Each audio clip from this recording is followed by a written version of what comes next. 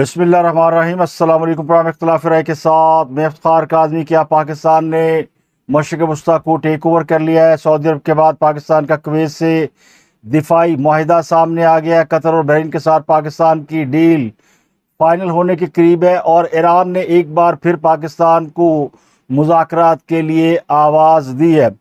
इसके अलावा ईरान और अमेरिका की जंग में गैर एलानिया सीज फायर की वजह क्या है? क्या जंग का मैदान बदल गया है या अमेरिका मुज़ाकरात को वक्त देना चाहता है या फिर दोनों फरीक अपनी ताकत जमा करने के लिए मजीद वक्त हासिल करना चाहते हैं? अब ईरान ने इसराइल को भी एक नई वार्निंग दी है और अंसारुल्लाह ने सऊदी अरब का एक ड्रोन तैयारा मार गिराने का दावा किया है।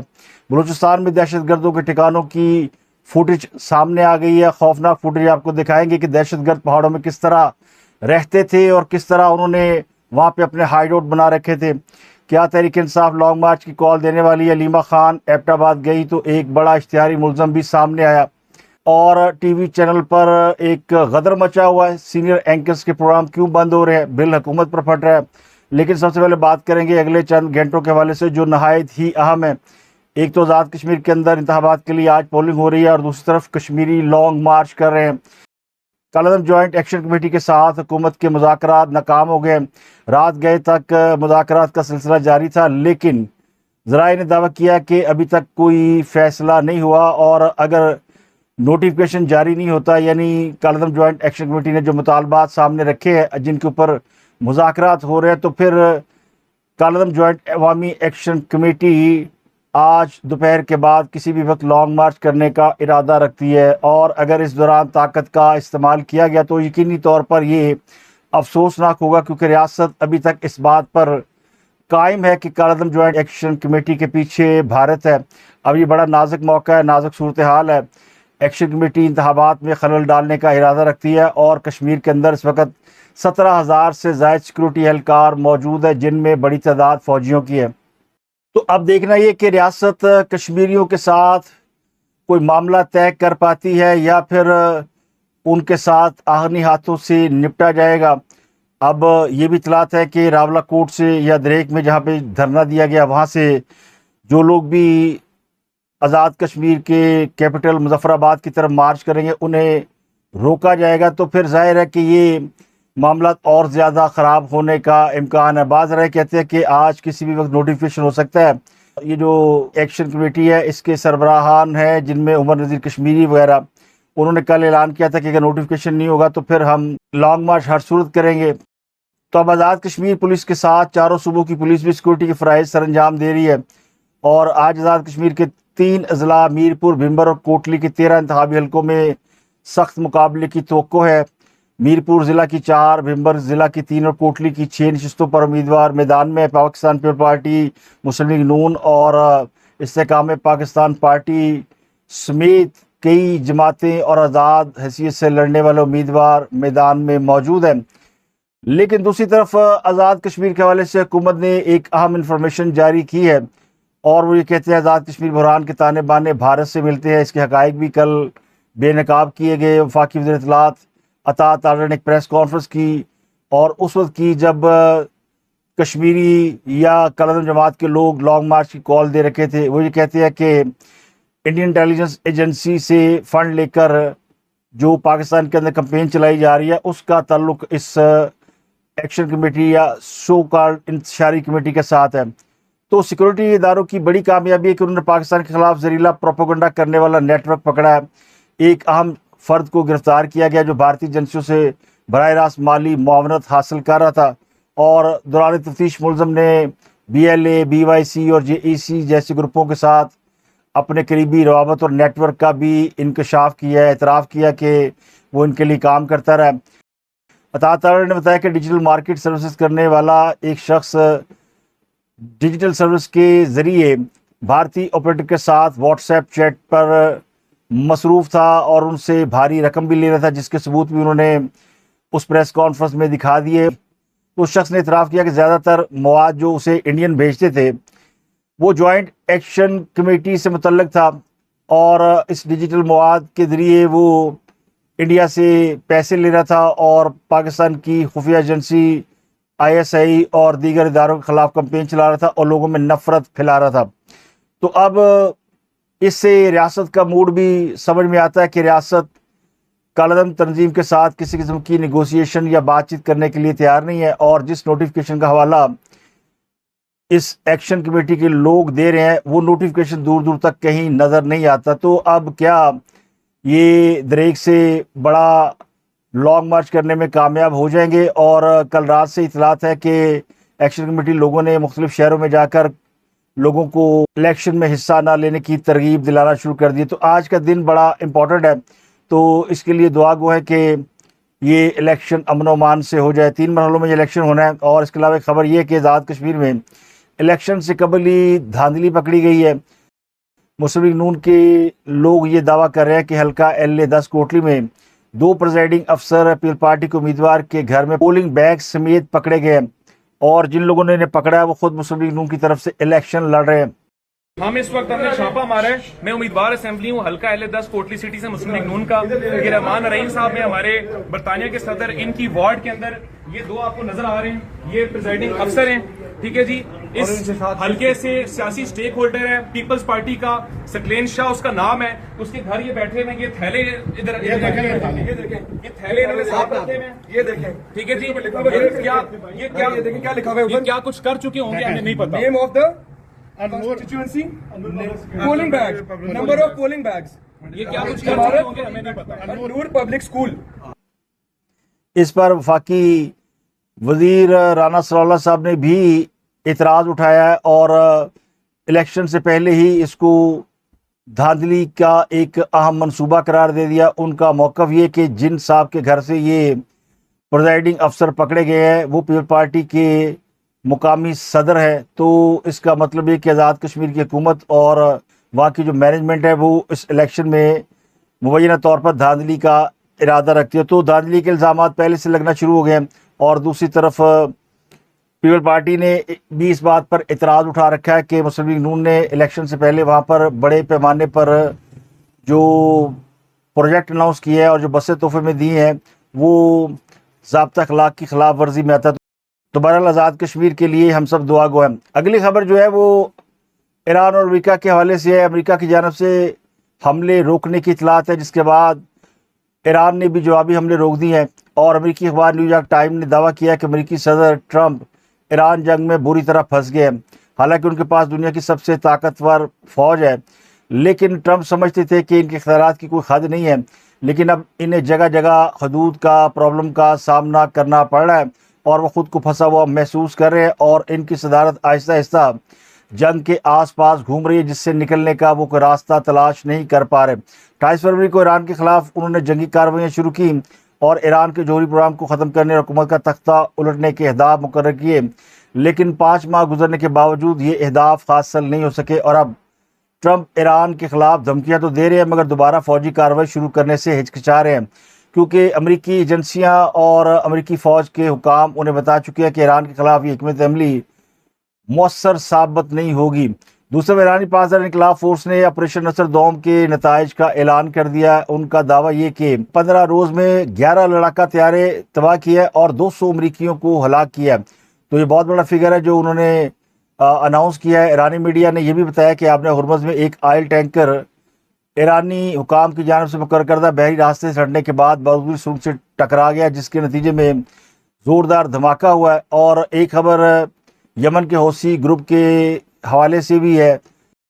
अंसारुल्लाह के तर्जमान का कहना ये कि उन्होंने सऊदी फ़ौज की जानब से सूबा अल जोफ की फ़िज़ाई हदूद में एक तुर्क ड्रोन त्यारा भेजा था जिसे मार गिराया गया। पासदार इनकलाब के तर्जमान ब्रिगेडियर जनरल हुसैन मजी ने कल एक इंटरव्यू दिया जिसमें उन्होंने दावा किया कि अमरीकी दफाई निज़ाम इतना कमज़ोर हो चुका है कि ईरान के ड्रोन और मिसाइल किसी रुकावट के बगैर अहदाफ तक पहुँच रहे हैं। उन्होंने कहा कि हालिया दिनों में उन्होंने अमरीकी अहदाफ पर हमलों के दौरान 8 फ़ौजी तैनाती मराकज़ को निशाना बनाया। एक मुकाम पर 20 पनाहगाहें तबाह की गई हैं। और ईरान की जानिब से अब ये जो पिछले दिनों जंग बंद रही उस वक्फे में बहुत ज़्यादा तैयारी की गई है और अमेरिका की दिफाई सलाहियत बहुत कमज़ोर हो गई है। दूसरा, ईरान ने इसराइल को भी वार्निंग दी है कि अगर वो इस जंग में फिर से शामिल हुआ तो वो एक बड़ी आफत का सामना करने के लिए तैयार रहे। बरतानिया को भी वार्निंग दी गई है और एक वार्निंग यूक्रेन को भी दी गई है। यूक्रेन ने कल ईरान के बहरी जहाज़ को निशाना बनाया ये कहकर कि इसमें रूस से असला ले जाया जा रहा था, तो इस पर ईरानी सख्त नाराज़ है और वो कहते हैं कि यूक्रेन ने जानबूझकर इस तैयारे को निशाना बनाया ताकि ईरान का रुख यूरोप की तरफ हो सके। और दिफाई माहिरीन इस बात को मानते हैं कि ईरान के पास यूरोप तक मार करने वाले मिसाइल मौजूद हैं और अगर ईरान ने इसका दायरा कार यूरोप की तरफ कर दिया तो ये जंग यूरोप की तरफ फैल सकती है। दूसरा ये दावा भी किया गया ईरानी वज़ीर तेल की जानिब से कि उसने हालिया दिनों में 18 अरब डॉलर से ज़ायद का तेल फरोख्त किया है। एक और खबर के मुताबिक अमरीकी हुकाम पर ये इल्ज़ाम लगाया दी गार्डियन ने, बरतानवी अखबार है, वो कहता है कि अमरीकी जंग के दौरान हलाकतों और ज़ख्मियों की तादाद के बारे में मालूमात छुपा रहे हैं। पेंटागन शदीद तनकीद की जद में है। अमरीका के साबिक वज़ीर दिफा और साबिक CIA डायरेक्टर लियोन पनेटा ने एक गुफ्तगू में ये कहा है कि पेंटागन का तर्ज अमल शर्मनाक है, वो लोगों को हकायक से आगाह नहीं करे। अब ये जो जंग रुकी है या आर्जी सीज फायर हुआ, इसकी जो वजह बताई जाती है, एक तो ये बताई जाती है कि अमेरिका के जो नायब सदर है JD विनस और उनकी फ़ौज के सरबराह जनरल डैन, वो समझते हैं कि ईरान के खिलाफ जंग को मज़ीद वसअत देकर हमने गलती की है। और इस वक्त जब कि ट्रंप सोच रहे थे बड़ा हमला किया जाए, जुमे को एक इजलास हुआ जिसमें सदर को ब्रीफिंग दी गई और कहा गया कि अमरीकी असले के ज़खायर कम हो रहे हैं और पहली बार माना गया कि असला कम पड़ रहा है। और दूसरा इसके जो मुमकिन असरात है वो कुर्बो जवार के दोस्तों पर पड़ रहे हैं, यानी अरब ममालिक पर पड़ रहे हैं और अरब ममालिक इस हवाले से नाराज़ है और वो समझते हैं कि अमेरिका जब ईरान के ऊपर अटैक करता है तो ईरानी जवाबन उन अरब ममालिक को निशाना बनाते हैं, जिससे वो सख्त मुसीबत का शिकार है और उनकी इकॉनमी भी मुतासर हो रही है। अब एक सवाल ये भी पूछा जा रहा है कि अमेरिका ने ईरान पर हमले क्यों रोके। गलबन उसका अंदाज़ा ये था कि चूँकि सऊदी अरब और यमन के हूसी आपस में लड़ पड़े हैं और अब यमन के हूसी सऊदी अरब को टारगेट करेंगे, सऊदी अरब उन पर जवाबी हमले करेगा और ये जंग फैल जाएगी। और कुछ ऐसा ही हुआ है, दोनों ने एक दूसरे के ऊपर हमले किए, अब भी छोटे मोटे हमले जारी हैं, लेकिन ये जंग उस तरह नहीं फैली, उसका दायरा कार इतना बड़ा नहीं हुआ जितनी तवक्को की जा रही थी। और शायद ट्रंप यही देखने के लिए कि इस लड़ाई का नतीजा क्या निकला है, क्या सऊदी अरब प्रेशर में आता है, इसके बावजूद कि सऊदी अरब की सिक्योरिटी का निज़ाम अमेरिका के हाथ में था, वो हौसी हमलों को रोकने में नाकाम रहा, जहाँ पर यूनानी फ़ौज भी तैनात है। लेकिन सऊदी अरब ने वो हमले आसानी से पसपा कर दिए। जवाब में सऊदी अरब ने भी यमन पे अटैक किया तो कोई बहुत ज़्यादा नुकसान नहीं हुआ। ये बिल्कुल गज़ल और जवाबा गज़ल की तरह के हमले थे, किसी तरफ से भी कोई जानी नुकसान नहीं हुआ। जो हौसियों ने अटैक किया उसके बारे में कहा जा रहा है कि वो जो तेल के ज़खायर हैं वहाँ पर कोई एक रिफाइनरी मुतासर हुई जहाँ से अब तक धुआं उठ रहा है। तो अब इसराइल और अमेरिका को बहुत ज़्यादा मायूसी हो रही है, वो इस बात से खुश नहीं है। उनका ख्याल तो ये था कि अरब मालिक आपस में लड़ पड़े। अब अरब मालिक के बारे में जो अमेरिकन मीडिया वो रिपोर्ट कर रहा है, जैसे मुत्तहिदा अरब अमारात के बारे में बताया गया, फिर बहरीन और कुवैत के बारे में कहा गया कि दोनों ने अटैक किया ईरान के ऊपर और अब ईरान की इनके साथ आमने सामने जंग हो रही है। लेकिन ऐसा नहीं है, अरब ममालिक ईरान के साथ जंग नहीं करना चाहते। लेकिन जैसे हौसियों ने सऊदी अरब पर अटैक किया, कुवैत को समझ आ गई है कि अमेरिका ना सिर्फ हमारा दिफा करने में नाकाम है बल्कि सऊदी अरब का दिफा करने में भी नाकाम है। तो उन्होंने पाकिस्तान के साथ एक पुराना माहिदा जो कुछ अरसा कबल हुआ वो उन्होंने एक्सेप्ट कर लिया है और उसे उन्होंने शाया कर दिया। अब बहुत से लोग इस बात पर भी एतराज़ उठा रहे हैं, वो कह रहे हैं जंग चल रही है तो पाकिस्तान को फरीक नहीं बनना चाहिए, किसी से मुआहदा नहीं करना चाहिए। चलो सऊदी अरब के साथ तो पुराना हो गया और पहले से मुआहदा था, लेकिन अब तो जंग चल रही है, जिससे हम मुआहदा करेंगे तो हम वैसे वैसे ईरान के ख़िलाफ़ जाएंगे। लेकिन अर्ज़ कुवैत के साथ मुआहदा भी पुराना है, कुवैत ने मंजूरी अब दी है। अब इन्हें एहसास हुआ है कि अगर पाकिस्तान से मुआहदा पहले एक्सेप्ट कर लेते तो इनके मुल्क पर हमला नहीं होता। और ये सारी सूरत हाल उनको सऊदी अरब के ऊपर हालिया हूसी हमले और पाकिस्तान की यमन को वार्निंग के बाद समझ आई है, जिसके बारे में जो अनकन्फर्म रिपोर्ट है वो ये कि पाकिस्तानी फ़िज़ाइया ने बाकायदा उनको सख्ती से मना भी किया और फिर बाकायदा समझाया भी।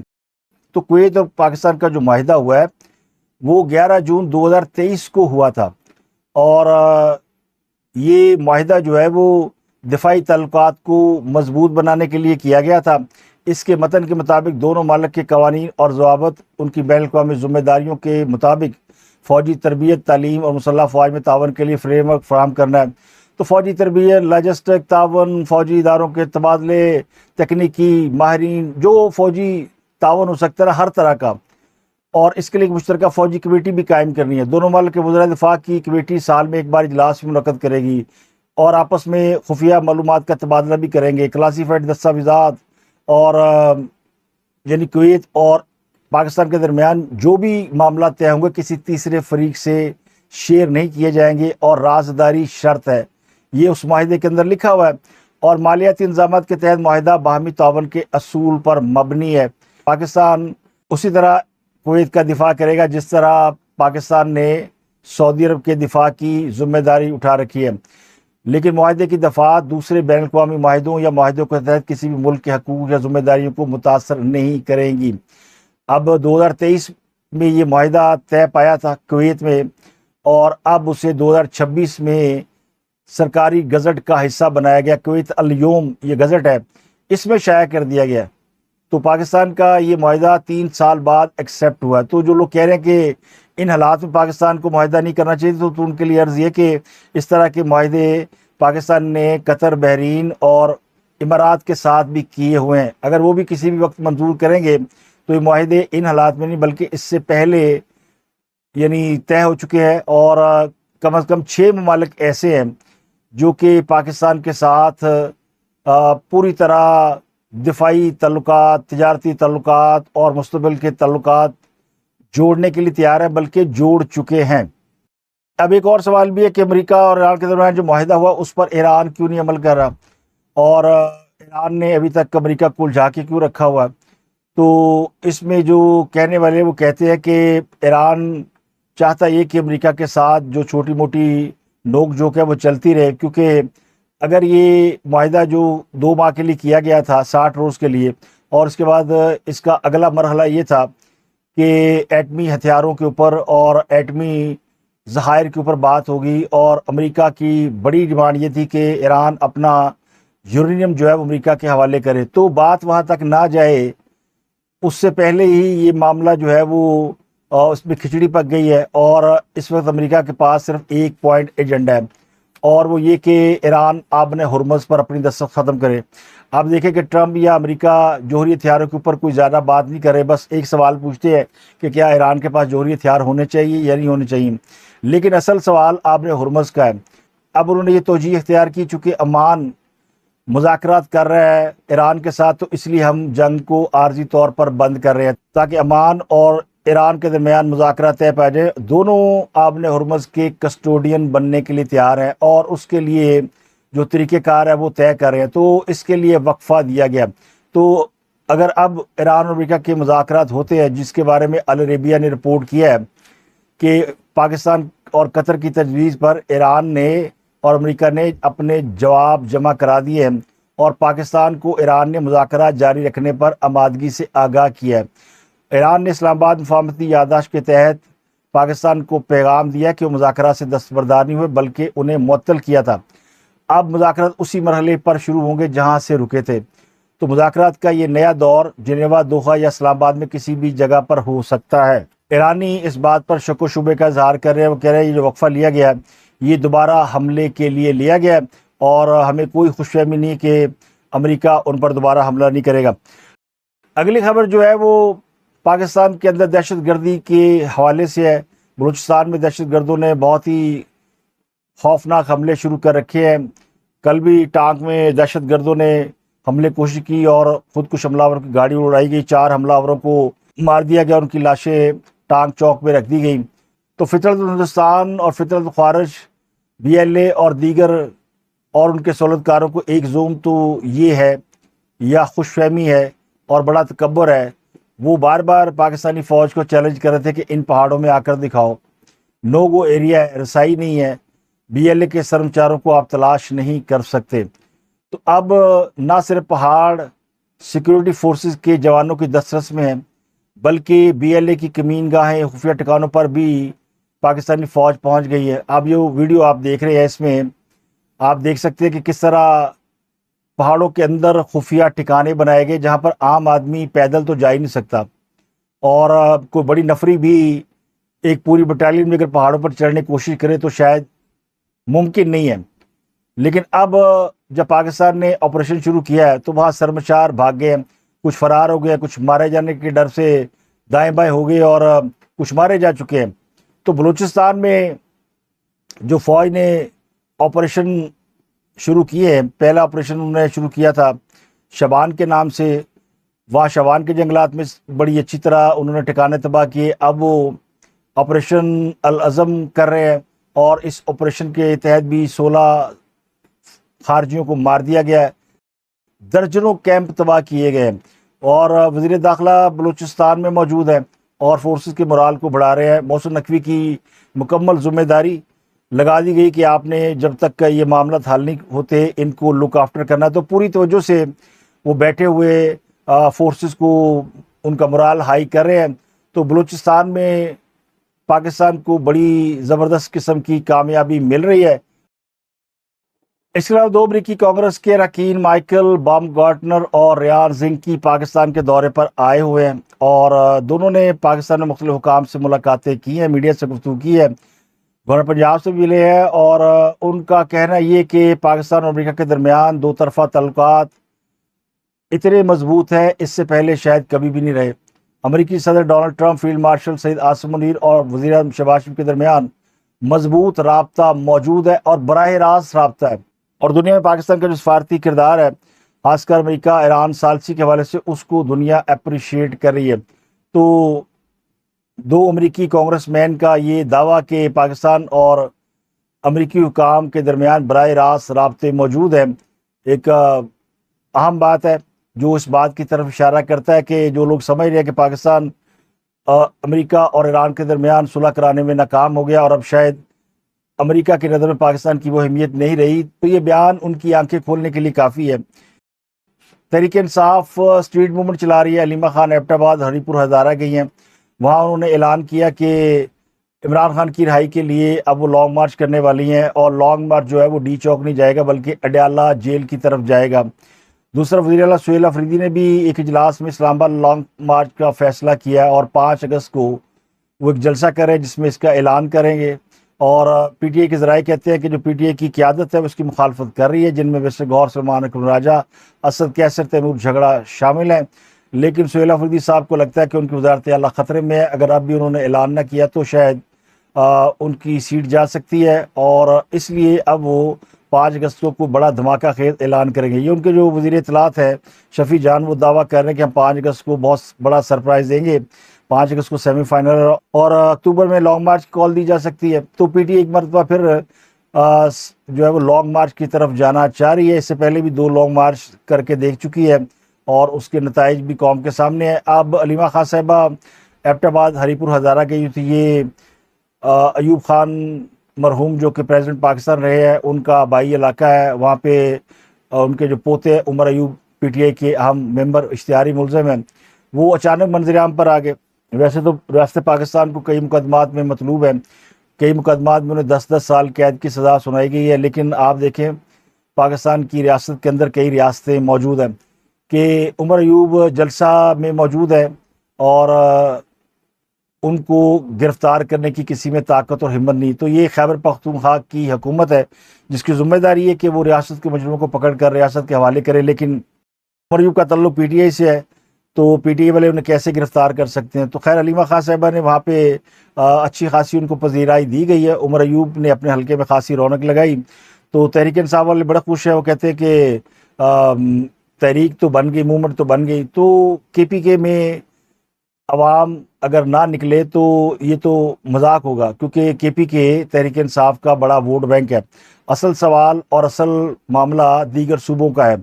अगर PTI पंजाब में लोग निकालने में कामयाब नहीं होती तो फिर PTI के लिए ये लॉन्ग मार्च और एहतजाजी तहरीक एक ख्वाब से कम नहीं है। और सिंध की सूरत हाल भी ऐसी, बलूचिस्तान से तो वैसे को सियासी जमात जाके एक्टिविटी करने के काबिल नहीं रही। तो अब अलीमा खान साहिबा एक सियासी लीडर के तौर पर सामने आ रही हैं। और जिस तरह की उनकी मूवमेंट है उससे लगता यूँ कि वो बाकायदा इमरान खान की जगह लेने की तैयारी कर रही हैं। तो अब देखना है कि तहरीक इंसाफ के लोग अलीमा खां को बतौर सियासी लीडर कबूल करते हैं या फिर उन्हें सिर्फ इमरान खान की बहन के तौर पर लेते हैं। अगली खबर कुछ सहाफ़ियों के हवाले से है। दुनिया टीवी के मारूफ सहाफ़ी दानिश्वर मुजीबुर रहमान शामी का प्रोग्राम नुक्ता नज़र बंद हो गया तो बड़े एतराज़ उठे कि सीनियर सहाफ़ियों को फारग किया जा रहा है। इससे पहले मुनीर जहांगीर का आज टीवी पर 16 साल तवील चलने वाला प्रोग्राम भी बंद कर दिया गया। हालांकि उन्होंने खुशी से प्रोग्राम बंद किया। उन्होंने कहा भी कि वो एक तवील रफाकत के बाद इस प्रोग्राम को छोड़ रही है। तो इतना लंबा अरसा कोई प्रोग्राम करे तो यकीनी तौर पर बाज़ औक़ात वो उकता भी जाता है। दूसरा ये सवाल कि सीनियर सहाफ़ियों को फ़ारग किया जा रहा है। शामी साहब को फ़ारग किया गया। अब कहा जा रहा है कि सलमान गनी साहब को भी दुनिया न्यूज़ से निकाला जा रहा है, उनको भी कह दिया इस्तीफ़ा दे दें। तो मुजीबुर रहमान शामी ने बाकायदा इस बात को रद्द किया कि किसी ने उनको निकाला। वो कहते हैं कि उनके मेज़बान को और प्रोड्यूसर को उनको बताए बगैर तब्दील कर दिया गया, जिस पर वो खुश नहीं थे और उन्होंने अपना इस्तीफ़ा मैनेजमेंट को भेज दिया, जो कि अभी तक मैनेजमेंट ने मंजूर नहीं किया। अब मुजीबुर रहमान शामी हों या मुनीर जहांगीर हों या कोई और सहाफ़ी हों, वो अपनी गुडविल पे और अपनी क्रेडिबिलिटी की बुनियाद पर सहाफ़त के अंदर अपना काम करते हैं। तो कभी के दिन बड़े, कभी की रातें बड़ी। बहरहाल मीडिया की अपनी ज़िम्मेदारी होती है, मैनेजमेंट के कुछ अपने तरीक़ेकार होते हैं। तो सहाफ़ियों के मैनेजमेंट के साथ उमूमन इख्तलाफात चलते रहते हैं, लेकिन इसका बिल हुकूमत पे फाड़ना या इसको आज़ादी सहाफ़त के साथ ताबीर करना, ये कुछ लोगों ने वतीरा बना लिया। कुछ लोगों को तो बाकायदा रेटिंग ना होने की वजह से निकाला गया। वैसे भी अब टीवी पे रेटिंग मायने नहीं रखती, क्योंकि इश्तिहारात जो है वो रेटिंग पे नहीं मिलते, ताल्लुकात के ऊपर मिलते हैं। तो जब ताल्लुकात पे मिलते हैं तो फिर उन सहाफ़ियों को लोग एक्नॉलेज नहीं करते जिनको भारी मुआवजा देना पड़ता है। रेटिंग में कोई फ़र्क नहीं पड़ता और इश्तिहारात में कोई फ़र्क नहीं पड़ता। ये बात तो तय है कि रियासत की कोई ख्वाहिश नहीं है कि किसी सहाफ़ी को टेलीविज़न चैनल से फ़ारग करे, बल्कि अब तो सुना है कि NCCIA को भी रोक दिया गया कि वो सहाफ़ियों को नोटिस जारी ना करें। अब तक के लिए इतनी। आपसे मुलाकात होती अगले व्लॉग में। अपना गर्दनों के लोग बहुत ख्याल रखिएगा।